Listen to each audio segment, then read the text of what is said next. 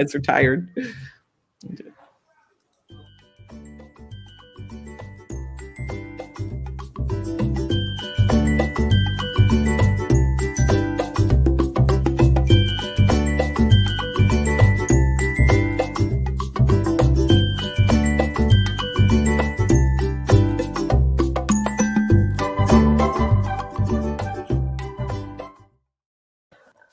Welcome to Story Strategy Live with Dawn and Nancy from Evident Inc. This is episode 35. We are finishing up our Back to Basics series, and today we're going to talk about the dark moment. Hi, Dawn. Hi. Last episode of the year. Do what? Hopefully this isn't a dark moment for you right now here today. No, not yet. Good. Not yet. There's always time. The day is not over. Yes, no, it's not a dark moment for me either. I like talking about the dark moment. The all is lost. It's like we finally climbed to the top of this hill. I like it because we know good things are coming after it. It's like you just got to make it through this one little spot, and then things are going to get better. As long as you're not reading literary fiction, because anything could happen. Yeah, those annoy me. They don't follow the rules. People are dying left and right. There's no sense to it. Well, anyway, how is your pre-holiday week shaping up? You're done shopping? I did all my shopping online in one big I'm buying all of Amazon today type thing. So we've had lots of people coming to the door. The dog's going insane. And the problem we have is I'm buying stuff, my husband's buying stuff, and then the kids have their own teen accounts where they can buy stuff too. And so something will show up and my husband will be like, well, I'll just open this. And everybody's like, no. Oh, yeah. So I spend most of December ferreting away anything that comes from Amazon. Because my relatives will send things with the kids' names. And if they find one of these packages, they will rip into it immediately because they never get mail with their name on it and they get all excited. But because I do that, I just shove everything into the guest room and deal with it all at one time and go through and try to wrap everything that isn't wrapped. And so I finally got to the bottom of the pile, and then I had to go and sort through things because there were no gifts from my husband's mom, which is unusual. And so I finally texted her hey, so I see that you sent this and this, but I don't think it ever showed up. And so she started freaking out because they were supposed to arrive the December 4th. And finally, I found out my husband had been stealing packages and sticking them in his closet. So there were a bunch of things in there that nobody knew about. Well, nobody being me knew about. So I had to call her back and be like, it's fine. It's fine. We found it. See, we used to, my mom worked at the mall when I was in high school. And so she was one of those people, if she did not have it bought by November 1st, you weren't getting it.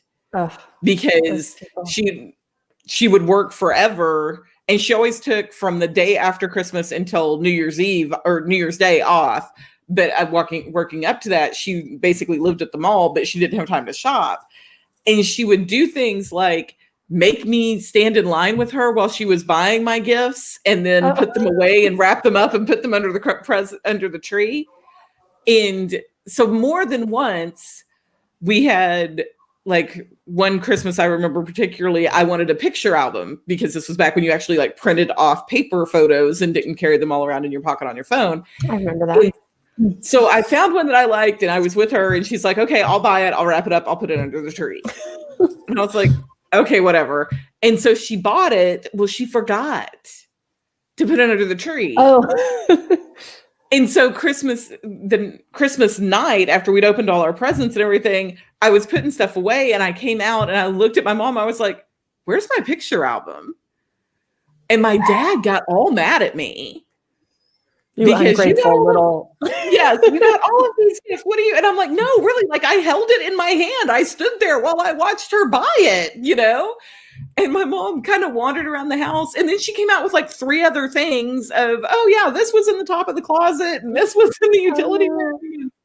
So yeah, so I'm not one of those. I have everything done by November. That just doesn't happen. No, me neither. If everything actually gets delivered in time, there will be packages arriving on Christmas Eve. Yes, that's how we roll. I that may not be delivered until after. And I'm like, I'll just print off a picture, which of course I have older kids. Yeah. I'll just print off a picture and be like, hey, this will be here sometime before New Year's. Yeah. So.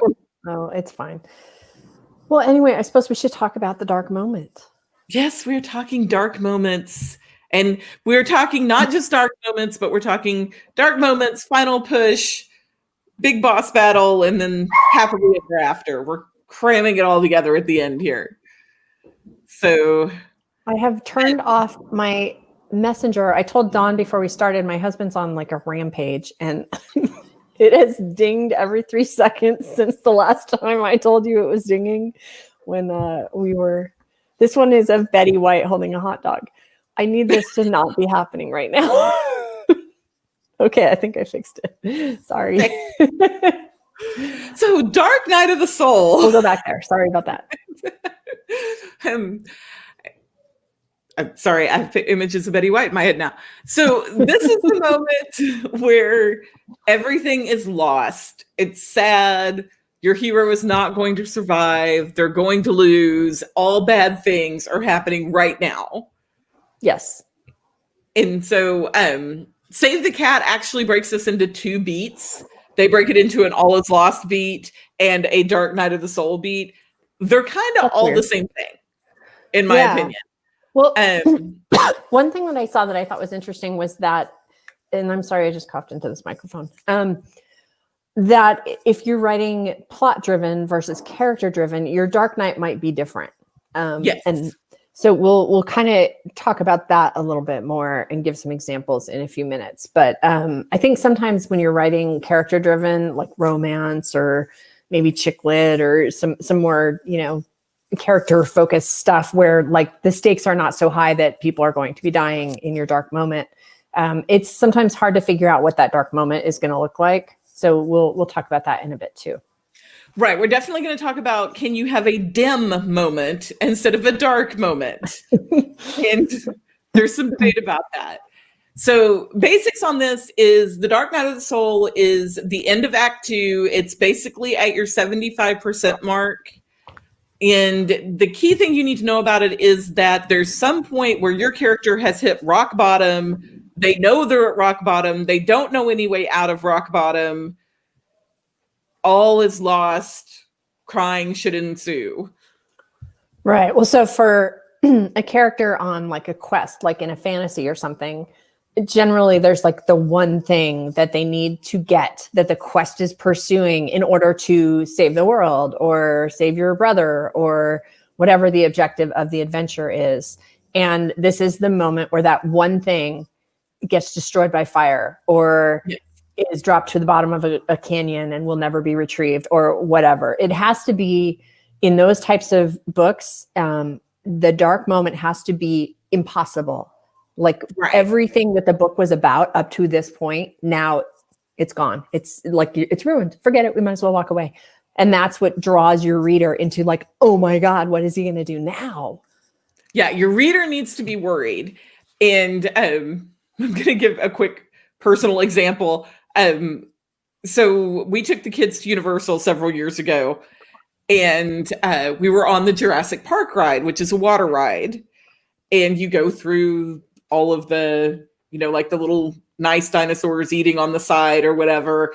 And then you hit this incline where you're going up and something bad's going to happen while you're going up. And that's the same thing as you're pushing towards this Dark Night of the Soul. That's where as Nancy likes to say, bad things happen and more bad things happen. Bad things, yeah. And so when you get to the very top of this water ride, there's a waterfall, and it looks like you're about to go through the waterfall. Well, of course, the T-Rex's head pops right through the waterfall at you. And I mean, it feels like you could like boop him on the nose. My kids were probably 12, maybe 13. And we got to the top of that, and that T-Rex fell through. And I will never forget my daughter screaming at the top of her lungs, how are they going to get us out of this? I feel like a dark moment. And I'm like, this is how we die. This is the end. Vacation over. We're going to get eaten by a T-Rex. And of course, the way they get you out of it is you drop. Okay. The whole thing drops. So it's that moment of You want to create that that worry for the reader. The reader needs to, and that's the other thing that we need to touch on, is it needs to be authentic to that moment. And this is where I get annoyed with certain authors that are called romance authors that are not actually writing romance. If the love interest dies. Oh, I know who you're talking about. Yeah. That's a love story, not a romance. Right. That's a love story, not a romance. And that can be a dark night of the soul, but it doesn't have to be that deep. It has to be what's authentic and rock bottom for that particular character. Well, so that's a good seg into how do you do a Tyrannosaurus Rex head coming through a waterfall if you're writing romance? And we've talked a ton about the character wound and how there's, the thing in the backstory or the background that is going to keep coming up until it gets dealt with. And this is the moment where it has to rear its ugly head so profoundly that the characters cannot be together. Whatever this thing is pops up in such a way because of a situation that has arisen or another character that has entered the scene or whatever it is that has poked at that wound so much that it's flared up to the point where the character with the wound says, it's not worth it. I'm not going to do this, and walks away. Yeah. On the surface, it feels like romance is really easy to determine this moment because it's when they break up. Right. They either break up or they're physically taken apart.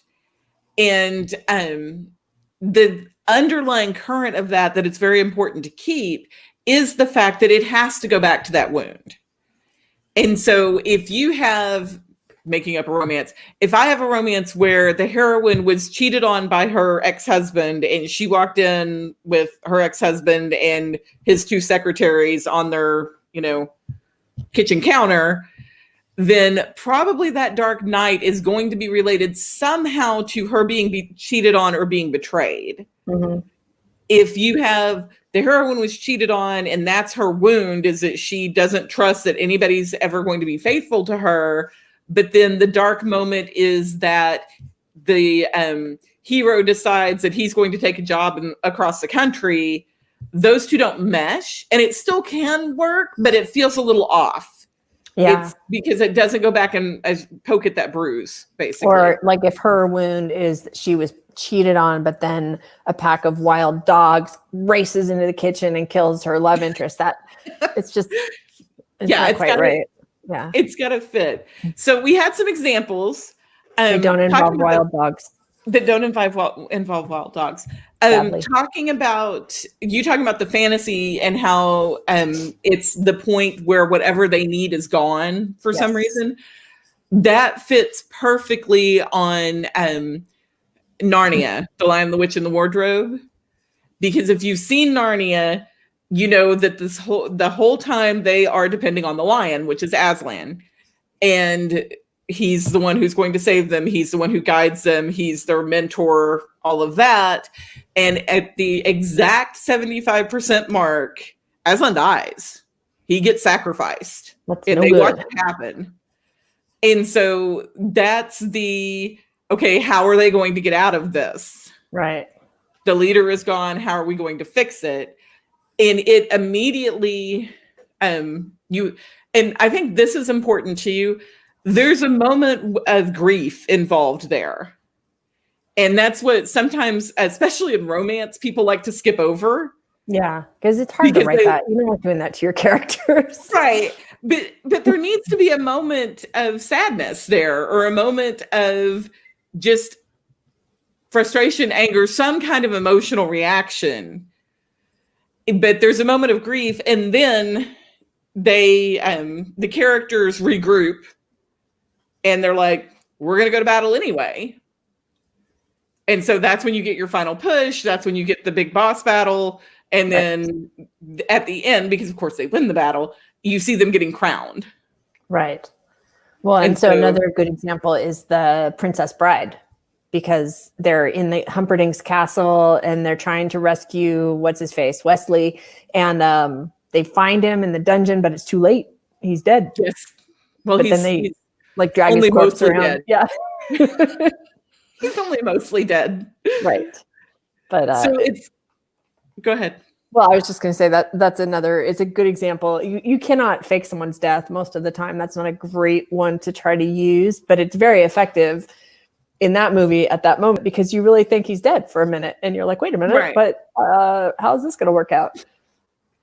I will tell you, the movie Homeward Bound, With which the is about and a cat. Yeah, it's two dogs and a cat, and they go across on this cross country journey to get back to their boy because they don't understand that he's moved. Why didn't he take them? I don't understand. What happened? No, okay, don't tell us the whole plot. I'm sorry, I did read it. It's just like I'm like, wait. No, it's really simple. He's like only going to be gone a short time. Oh, okay, yeah. And they leave the dogs with some people who are supposed to take care of them, and the dogs don't understand that. But they're almost home. And they are walking through this really scary train yard where all these trains are going around. And Shadow, who's the old golden retriever dog, falls through a hole and lands in like this pit. And he's just telling him, go on without me. I can't do it. Go on without me. And so I was watching this on like regular television with my kids at some point where there were actually commercial interruptions. Right. And so it shows Shadow fall into the hole and it goes to a commercial. And both my kids are like crying. And my daughter looks at me and is like, if he just died, this is the worst movie ever. It's like Old Yeller all over again. Right. And I'm like, no, he's going to get out. He's going to get out. And so you have that moment where he's like, I'm not going to make it back to my boy. I'm not strong enough to get out of here. I'm stuck in a hole. And then Chance, who's the young pup dog, comes in and is like, get up, we're getting out of here, and so they regroup, they make their final push, they get to where they need to go. So yeah, you've got to have that moment. And some of the like certain, like Save the Cat talks about it, and I think James Scott Bell might talk about it, but I might be confusing him with somebody else. They talk about how it has to be a whiff of death.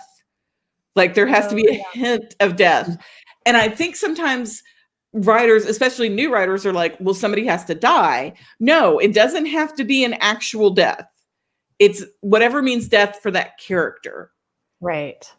And when so it could even be the death of a long-held belief. Right. Yes. One of two things happens at this moment. Either they realize they are not going to achieve their goal is not going to happen, and they are at the bottom of the pit with Shadow. And the other thing that can be done really well sometimes is they do achieve their goal. They've got everything they thought they wanted, and it's not what they want. Oh, yeah, that's good. And so it kind of flips. So the two examples I came up with where nobody actually dies, but it's death for that character is one in Pitch Perfect. The dark moment is when they get eliminated from the competition. Mm-hmm. And it talks about Aubrey, who's the girl who's a senior who's trying to come back from the fact that she threw up during the last competition. Oh. It shows her like erasing all of their plans off of a board, and it's got a voiceover that says, that the Barden Bellas have been officially eliminated, ruining any chance that Aubrey has of coming back. And so she's not going to die. Her world's not ending, but that absolute goal she's not going to get. Right. So it's like a death for her, or a death of a dream. Yes. So it's a death of a dream. Very good. And then the one that's kind of the exception to that, and this is also the exception to the romance, because we always talk about how in romance, the dark nights where they split up, is I know we talked about Runaway Bride in our previous episode. Mm-hmm. In Runaway Bride, the 75% moment is the part where she leaves the guy she's currently engaged to and kisses Richard Gere. Well, that's weird. Seems like a weird thing. It seems like, but she let this relationship go. She hopped both feet into that. Right. And so she opted both feet into a new relationship, which kind of goes back to the wound thing, which I'm going to take a really weird route to get here. So just kind of follow me. Her thing is she can't ever follow through with the wedding.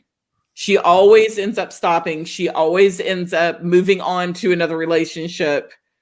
And because that relationship wasn't quite perfect. And so you see her go immediately back to that. Because they're at the rehearsal dinner for the guy she's supposed to marry, or the rehearsal, they're not at the dinner, they're at the actual church rehearsal. And things go really bad at the altar. She decides not to marry him, walks out and kisses Richard Gere. So she's following her same pattern. Mm-hmm. And so it kind of breaks the rules a little bit, but it kind of doesn't.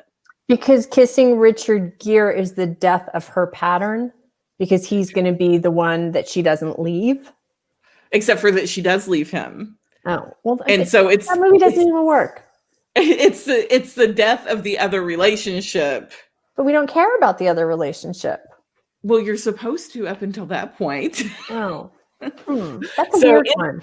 Yeah, it breaks the rules. It's a weird one, but it is technically a romance. They do end up together at the end, so it technically fits. But it's a twist, which is kind of weird. So, all right, what else have we got? We got more examples here. We do. So I like how you Dawn put for romance, the dark moment is we are never, ever, ever getting back together. The Taylor Swift moment. It is. Well, and I have a caveat I want to throw out there on that. Like you just said, it needs to be something that it's going to be impossible for these characters to be together at this point. Yes. But it also needs to be something that they really can overcome. Because, for example, if you have the hero except for in some very dark romances, if you have the hero and the heroine, and the reason they can't get together is because the heroine walks in with the hero and his secretary on their kitchen counter, you can't overcome that. That's too black. And so too dark. Yeah. It needs to be something that they can clearly, if they work it out, if circumstance changes. Well, and we should say, I mean, you said in some very dark romances, there is a very small niche of people that want to read adultery. It's small. And there are a ton of very vocal romance readers that will never touch anything with cheating. Right. So just, if you're going to write it, know where you're going to market it. Yes. Just be aware of that. Yeah. So, okay. So back to our examples. When Harry Met Sally, the dark moments when she slaps him at the wedding. I don't remember that movie well enough to know. I like the Dirty Dancing example because I remember that one. Okay. You talk about Dirty Dancing, then I'll talk about When Harry Met Sally. We already started talking about When Harry Met Sally, so you might as well just continue. So When Harry Met Sally, they start off as, not going to be friends. They end up being friends. They have a night where she finds out her ex-boyfriend is getting married and they sleep together. And then their relationship is suddenly very, very awkward. But they're still saying that we can still be friends. We're just going to pretend like it never happened. We can still be friends. And they're at the wedding of their two best friends who got married to each other. And he's like, I don't understand why we're acting this way. And they get in this big argument and she slaps him really hard and says a very not nice word to him. And then, and so that's where, they're not going to be friends. They're not going to have any kind of relationship. That's they're never getting back together moment. Right. And in Dirty Dancing, it's when Baby does everything she thinks is right and Johnny gets fired and he has to leave. And she's like, A, he's leaving. B, it's her fault. And he tells her, you don't understand. Like, you live in a different world. So, of course, this doesn't make any sense to you. You could never understand. And so he leaves. And she's like, oh, so dark. Well, and that's what you want. You want your reader to be like, oh, no, come back, have a conversation with her. And so that's why it's really important, too, that it can't be like, okay, my wound is cheating. And then I walk in and I see my boyfriend and he's talking to a woman and I freak out and I tell him we can't be together and I walk away. It's just too painful. No. That woman was his cousin. Like all it would have taken was a quick explanation for us to figure this out. It cannot be like that. So be careful how you set up your dark. It has to be a conflict that has realistic stakes to it. There has to be way out. Yeah, no easy way out. Someone sacrifices something in order to get past the dark moment in a romance, and it has to be something sizable. Well, and then we're talking about romance for a minute, going past the dark moment, then you normally have the final push, which generally involves someone coming and telling one of the parties that they're being stupid. Yeah. Being like, you idiot, she's in love with you. Go Get talk to her. Together, man. Right. Yes, that exactly.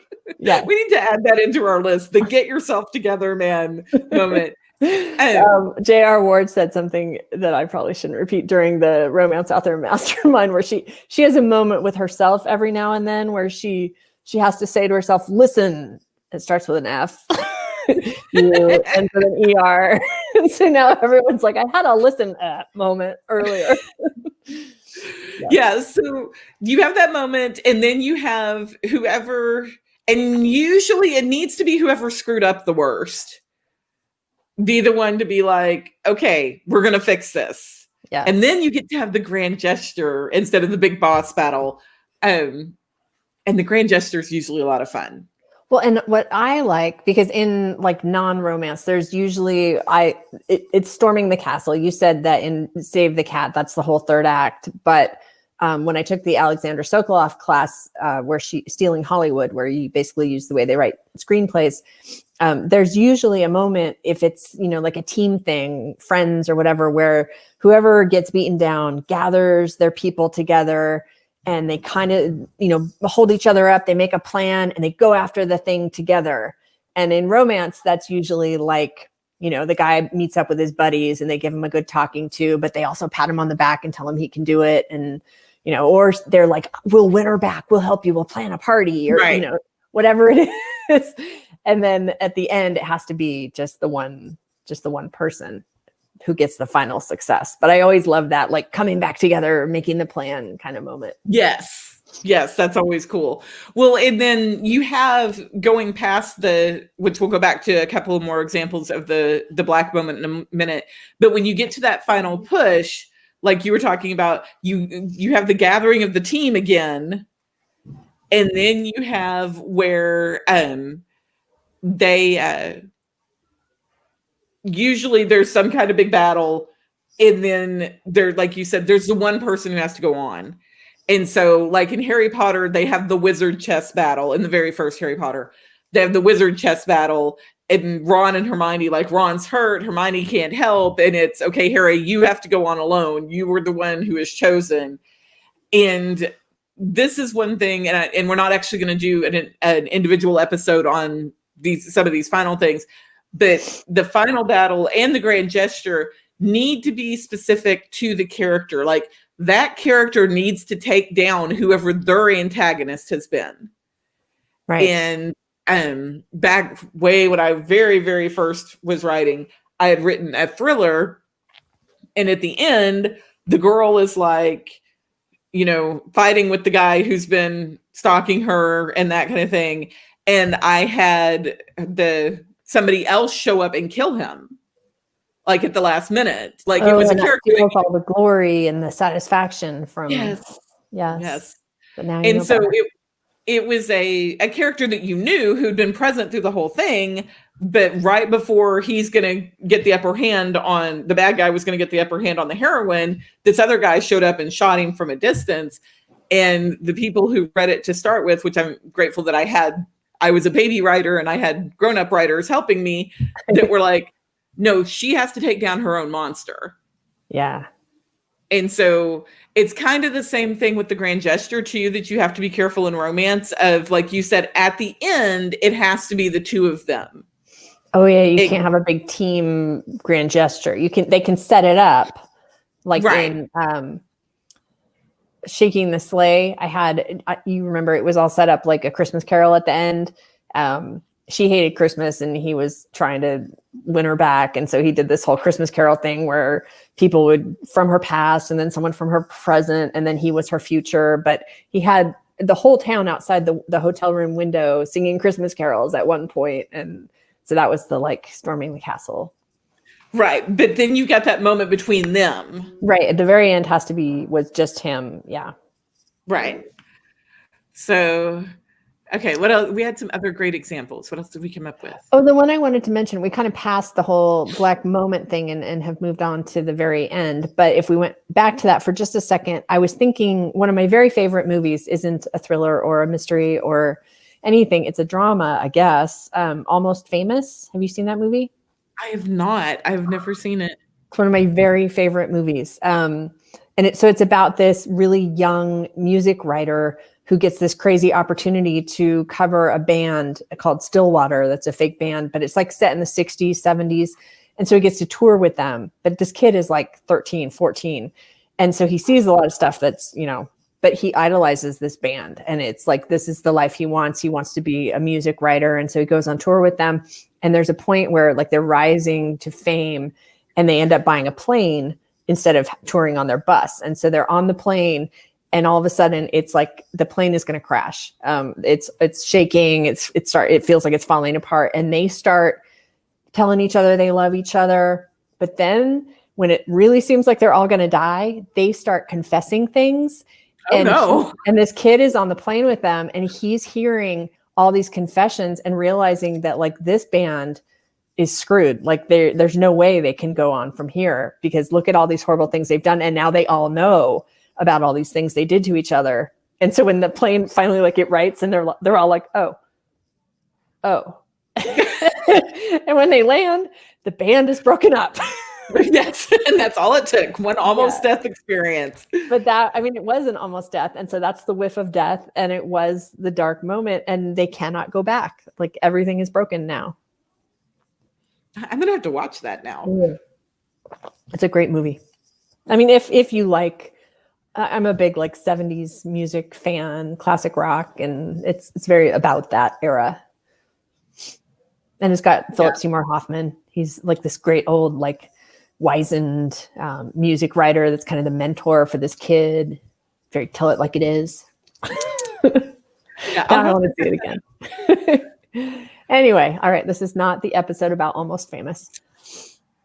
Okay. What else did we? Oh, okay. So we talked about action adventure. We talked about drama. We talked about romance.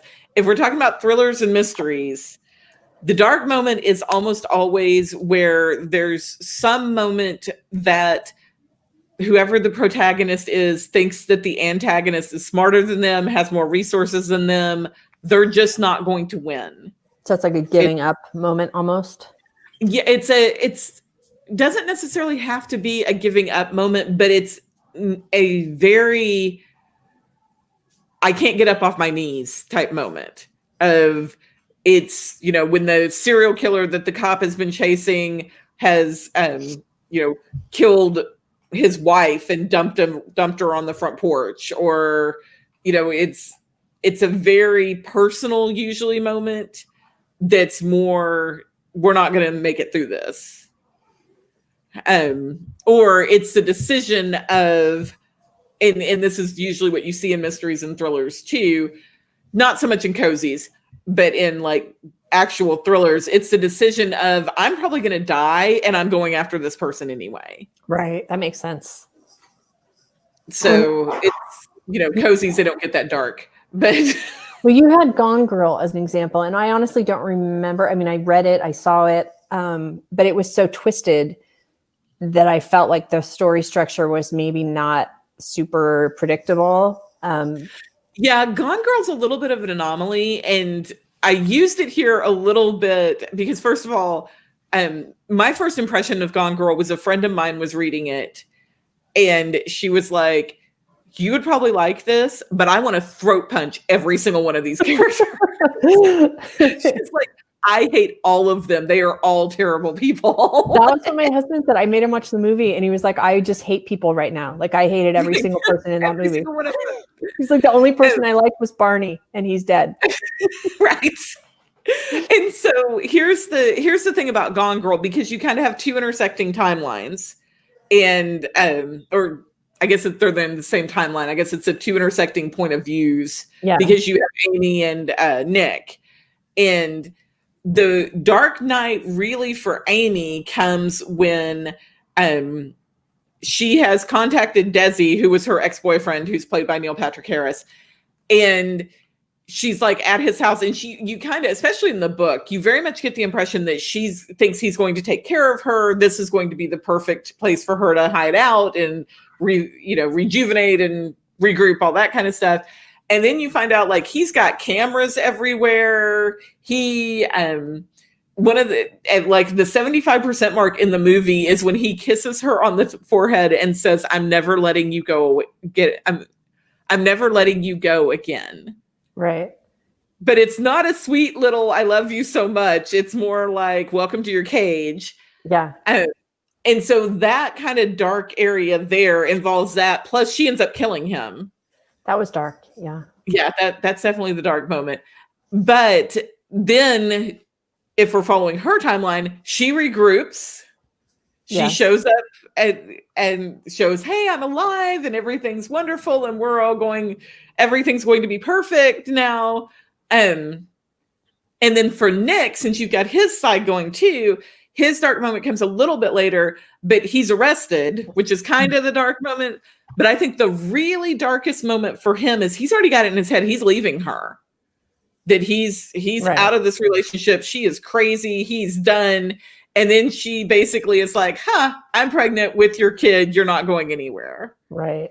That was such a messed up story, man. Yes. Yeah.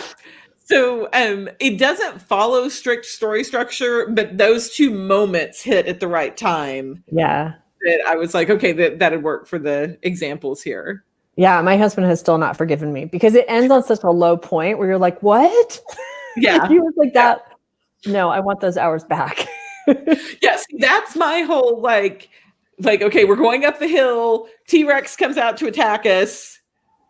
We do our little battle. And then I want the little smooth sailing at the end where everybody's happy. You made it through the ride. Everything's good. They've gotten back together. And no, Gone Girl, the ride like overturned at the end and you all died. Where you have to live in the Jurassic Park ride for the rest of your lives. I'm a happy endings girl, and I will tell you, I'm also a superhero. I love Marvel movies, and we do not speak of Infinity War.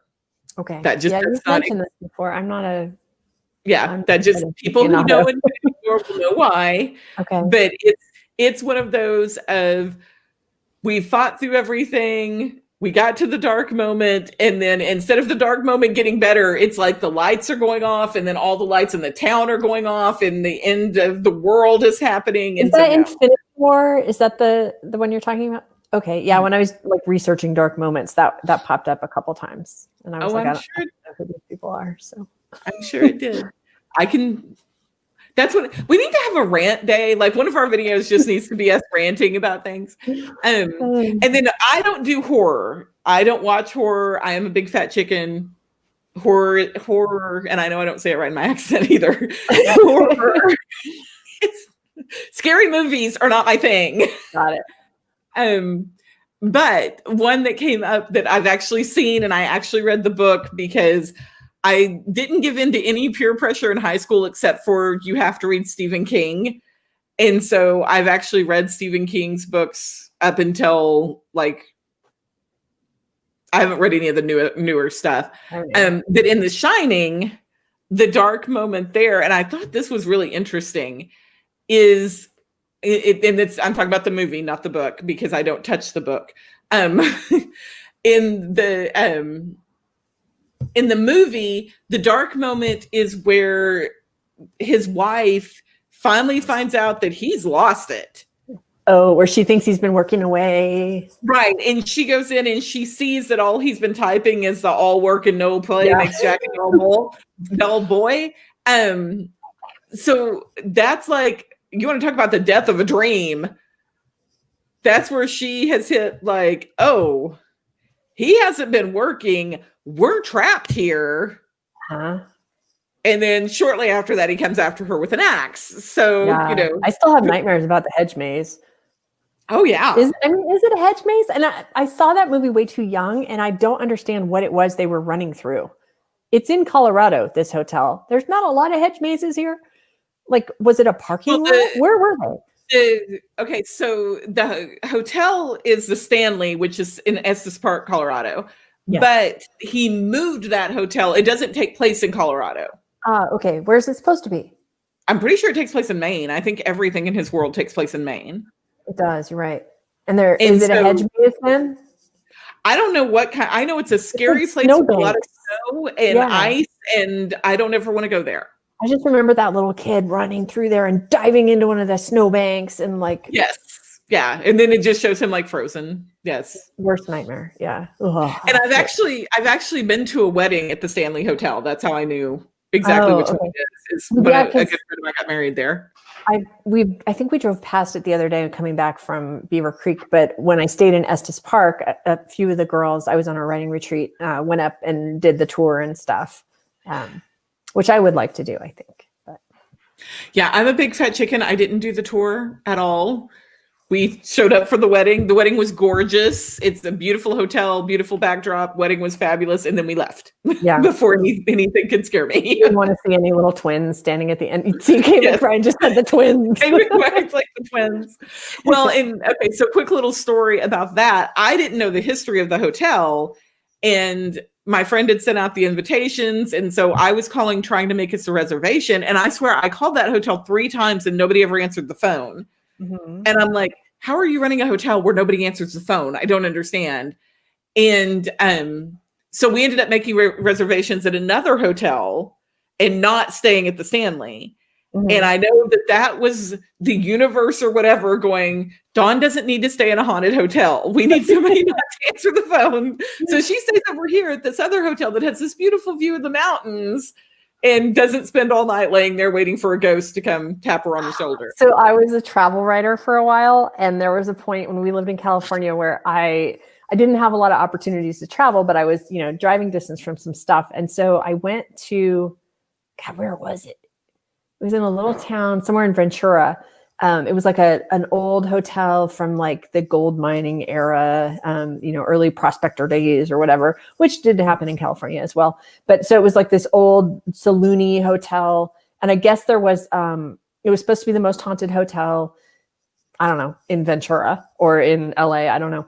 But anyway, so I asked to stay in the room where most of the things happened because I was going to write an article about like this haunted hotel and my experience there and stuff. And I am a huge scaredy cat and I believe in ghosts. So this was a horrible idea. But supposedly a prostitute died in this hotel. She hung herself and she had lived her whole life there, or I don't know what. But anyway, so if you smelled roses, then she would appear. And so all night, like that was her perfume, I guess. I laid there like completely freaked out. I could not sleep. I was like any sound in the whole hotel. I was like, oh my God. The article never happened. So much no. I barely dragged myself home because I hadn't slept at all. I was like, that was the worst idea I've ever had. No, not okay with that. Okay, so we have ventured, but I think we covered everything. We have. We should probably wrap up. We should. This is our last one. Yeah, until 2021. Yes, we will be back. We don't have details yet, but we will be back. We'll have something for you. It'll be good too. Yes. So thank you to our loyal viewers. We really appreciate y'all showing up and hanging out with us every Thursday. Yes, it's very fun to see you guys, and we'll see you again in the new year. In the meantime, be sure you have signed up for the newsletter. And if you haven't taken our courses, or at least check them out and put them on your maybe list, then go do that. And as always, feel free to get in touch if you need anything. All right, happy holidays. We'll see you soon.